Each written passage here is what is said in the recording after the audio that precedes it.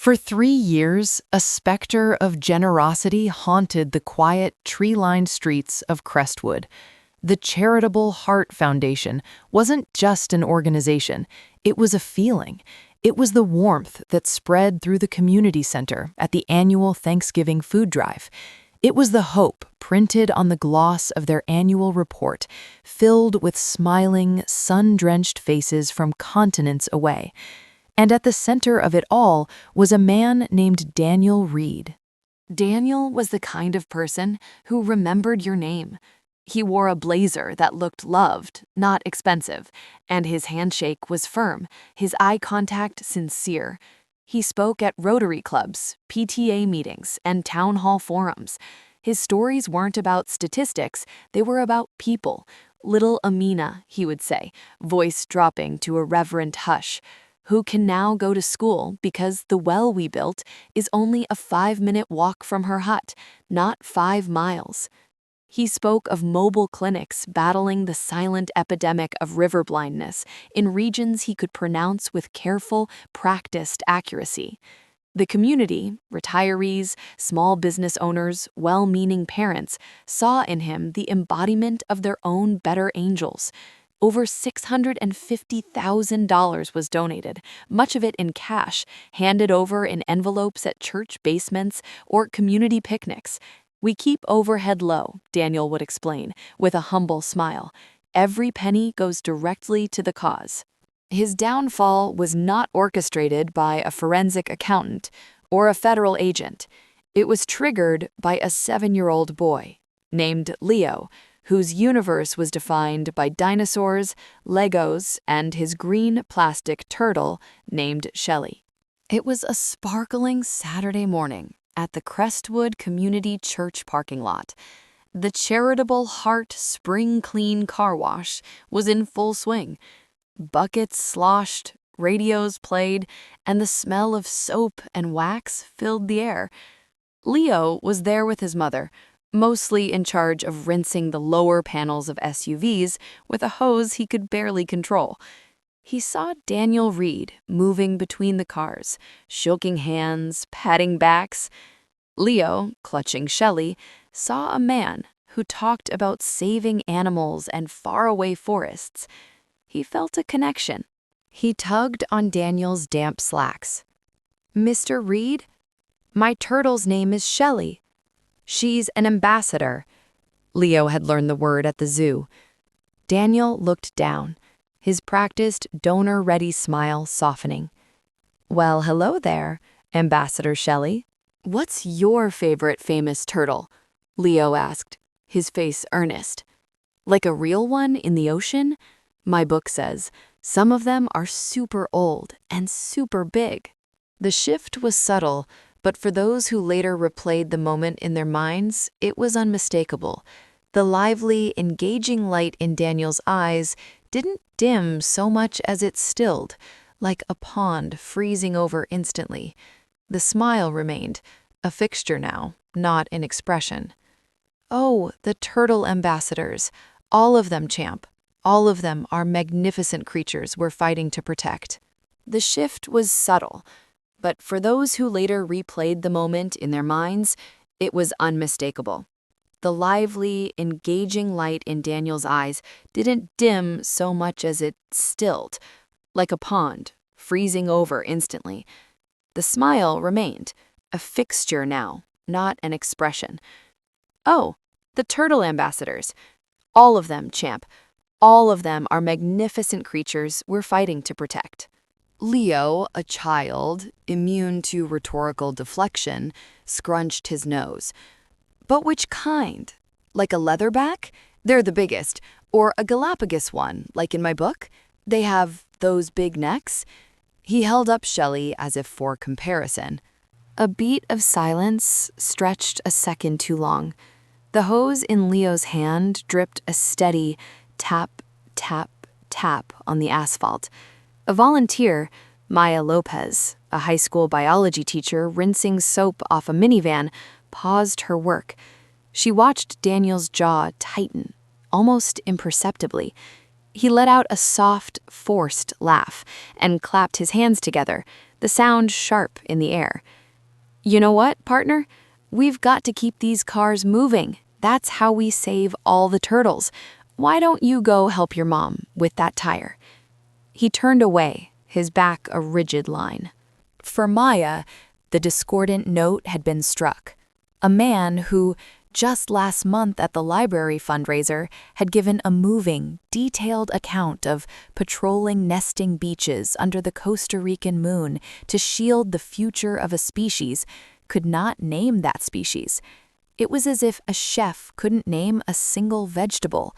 A profound, unsettling hollowness echoed where expertise should have been. The murder weapon had been deployed, and it was a child's innocent, specific curiosity. Daniel Reed, she would later learn, was a phantom. He had built his castle on the sand of generalized goodwill. He was a prodigy of emotional engineering. He had an innate talent for mirroring the concerns of his audience, speaking of water security to the garden club, education to the PTA, and wildlife to the hiking group. His Charitable Heart Foundation existed as a convincing digital ghost, a website with a .org address, a professionally designed logo featuring a stylized tree-heart hybrid, and a mailing address that was a UPS store box number. His genius was in the fabrication of intimacy. He didn't just show pictures of wells. He had a name for the village, a story about the elder who blessed the project, a photo, stock from Shutterstock, of children laughing under the new water source. He taught his small cadre of true believer volunteers to fundraise using what he called the golden thread, always tying the donation back to a single, poignant, fictional narrative. "This $50 isn't just money," a volunteer would parrot. "This is the school uniform and books for Kofi for an entire year."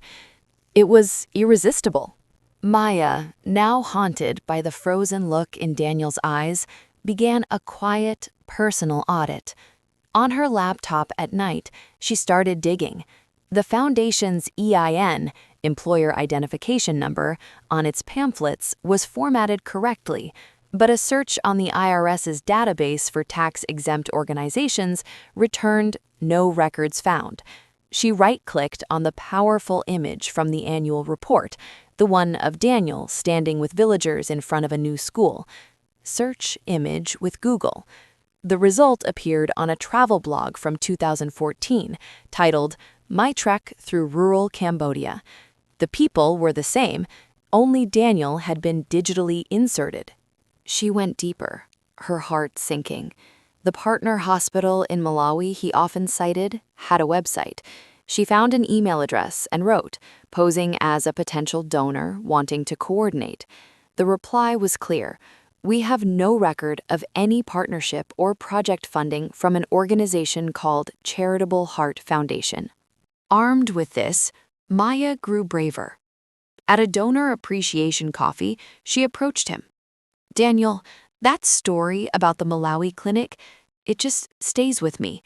When you were there, what was the biggest logistical hurdle? Was it refrigeration for vaccines or more about training local nurses?" His response was a masterclass in evasion wrapped in virtue. "Maya, it's always about sustainable infrastructure. You can fly in all the medicine in the world, but without hearts trained to administer it and systems to support it, it's just a drop in the ocean. We focus on building systems from the ground up." He gave her shoulder a paternal squeeze and moved on to greet the mayor. But the noose was tightening. He grew complacent, emboldened by 3 years of unimpeded success. He stuck to a rigid circuit of soft target events, library talks, farmers markets, and church socials. Maya, now collaborating with a cautiously intrigued reporter from the Crestwood Chronicle named Ben, devised a final test. They organized an intimate, high-stakes dinner at the home of a respected local philanthropist, the elderly Mrs. Evelyn Thorne. Only a handful of top donors were invited. The setting was designed for trust. Soft lighting, fine china, the aura of established wealth and legitimacy. The conversation, expertly steered by Ben, who was posing as Mrs. Thorne's nephew and a representative of her family's ecological trust, turned to conservation. "Daniel, Evelyn has been so moved by your work," Ben said, swirling his wine. "Our trust is particularly focused on herpetological conservation, reptiles, amphibians. We'd be interested in a dedicated partnership, your sea turtle project in Costa Rica. Tell me about the on-the-ground mitigation. What specific predation threats were you seeing at the nests? Was it mainly feral dogs or human poaching of the eggs?" All eyes turned to Daniel. He was at the head of the table, a place of honor. He set his fork down with a precise click. He dabbed his mouth with the linen napkin, a stalling tactic that lasted just a beat too long. "The threats are multifaceted," he began, his normally smooth voice gaining a slight gravel. "Human encroachment is, of course, a primary concern. Poverty drives unfortunate choices. Our mission was one of education, of providing alternative livelihoods." He was painting with a broad, blurry brush. Ben leaned in, his tone one of collaborative curiosity. "Of course. And the species itself, the nesting beaches you protected, were they primarily loggerhead, caretta, or were you seeing more green turtles, Chelonia mitis?" The names, scientific and specific, hung in the air like a verdict. Daniel Reed's face, usually a canvas of empathetic expression, went slack. The color drained from his cheeks, leaving 2 spots of high, waxy pink. His eyes darted from Ben to Mrs. Thorne to the other donors, searching for a rescue that wasn't coming. He opened his mouth, but only a dry, hollow sound emerged.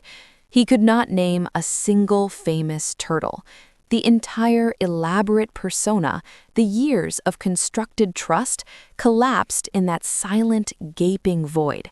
The emperor had not just no clothes, he had no idea what clothes were even made of. How could such a precise, surgical exposure come from something so simple? It was the power of specificity against the fraud of generality. Fast forward to 2022. The grift had evolved, shedding its blazer for a slicker digital skin. In the frantic, emotionally charged early days of the Ukraine conflict, a figure known only as Anya exploded across social media. Her TikTok and Instagram feeds were raw, shaky, first-person videos from what appeared to be the heart of a war zone. Rubble-strewn streets, the sound of distant sirens, close-ups of weary faces. She wore a helmet with press stickers and a vest marked medic. She spoke in urgent, tearful pleas about delivering medical kits, satellite phones, and hope directly to the front lines. She raised over $2 million in crypto and digital payments. Her exposure was not led by journalists, but by a decentralized army of skeptics, gamers, open-source intelligence or OSINT enthusiasts, and digital natives. During a 24-hour solidarity stream on Twitch, where Anya was a guest, a viewer with the handle @GeoBuster froze a frame from her latest video. In the blurred background behind her was a fragment of a street sign and the distinct rear end of a truck. Using publicly available satellite imagery and Street View databases, the crowdsourced investigation pinpointed the location not to Kharkiv, but to an industrial estate outside Sofia, Bulgaria. The distant explosions were linked by audio analysts to stock sound effects. The weary refugees were found to be actors from a local talent agency. The digital paper trail she left was sophisticated, using VPNs and shell wallets, but she could not falsify the physical reality of light, shadow, architecture, and flora. The investigation played out in real time across Discord servers and Twitter threads, a live autopsy of a lie. Within 48 hours, a comprehensive digital dossier was published online. Adanya's channels went dark. The money, funneled through opaque crypto tumblers, was untraceably gone. The takedown required no subpoena. It was a public, crowdsourced conviction. Now, in 2024, the deception has metastasized into something systemic, something that wraps itself in the language of the future.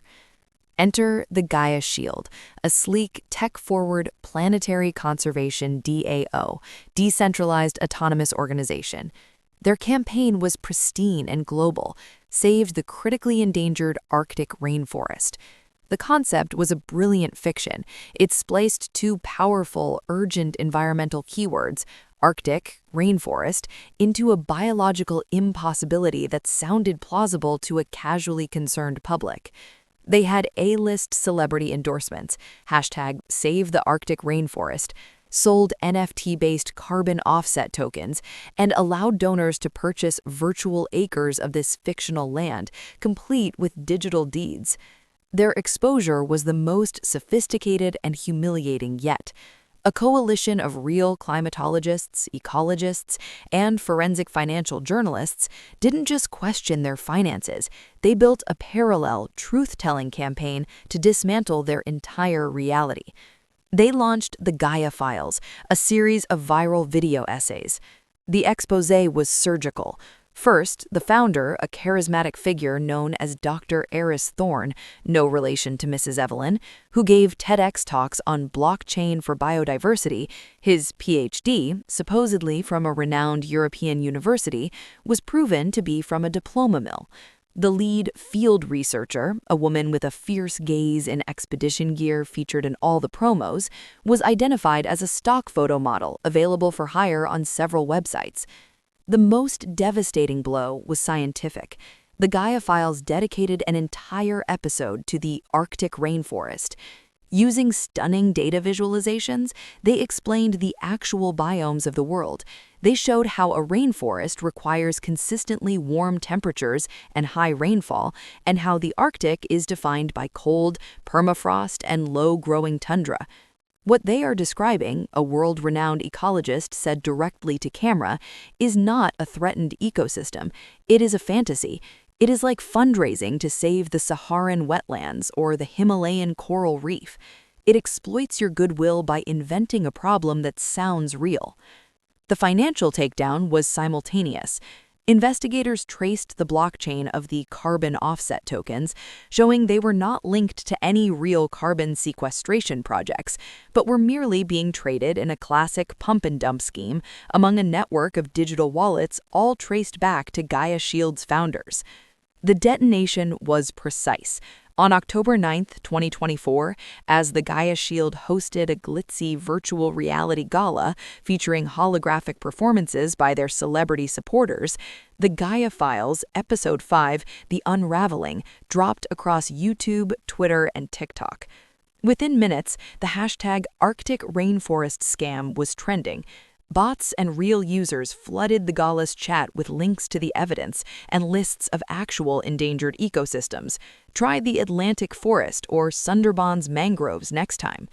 Celebrities, alerted directly by journalists with the proof, began retracting their endorsements in real time.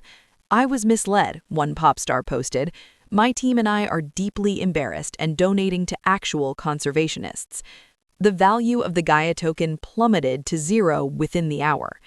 The coup de grace was the founder's final, unplanned Instagram Live. Flushed, panicked, and staring directly into his phone's camera in what appeared to be a stark white apartment, he tried to defend himself. "The science is complex. You're taking things too literally. We're about the concept of preservation." When a commenter asked, "What is the average annual temperature and precipitation of your so-called Arctic rainforest biome?" he stared, mute for a full 10 seconds before the stream cut off. It was the car wash moment, broadcast to the world. He was dismantled not by handcuffs, but by the brutal, revealing light of basic, verifiable knowledge. The tally was staggering. 37 celebrity and influencer endorsements publicly retracted. Over 3,000 individual investors and donors left holding worthless digital assets. Reputations were incinerated. The explosives had been hidden in the very fabric of the lie, in the faulty code of their science and the hollow core of their credentials, and were triggered by the specific signal of real, peer-reviewed expertise. These exposers built an ecosystem of truth to detonate a fraud. From a child's question to a gamer's pixel analysis to a scientist's damning data visualization, the tools of exposure are becoming more democratized, more visceral, and more inescapable. But here's the unsettling, final question that lingers after the dust settles. If the lies are now so vast, so emotionally compelling, and woven into the very platforms we trust, and the tools to expose them are so powerful, why do we again and again choose the beautiful lie over the complicated truth? What is that fatal flaw in our hearts that Daniel Reed, Ade Anya, and Eris Thorne understood all too well? Is our desire to be good, to be part of something meaningful, the very vulnerability they are engineered to exploit?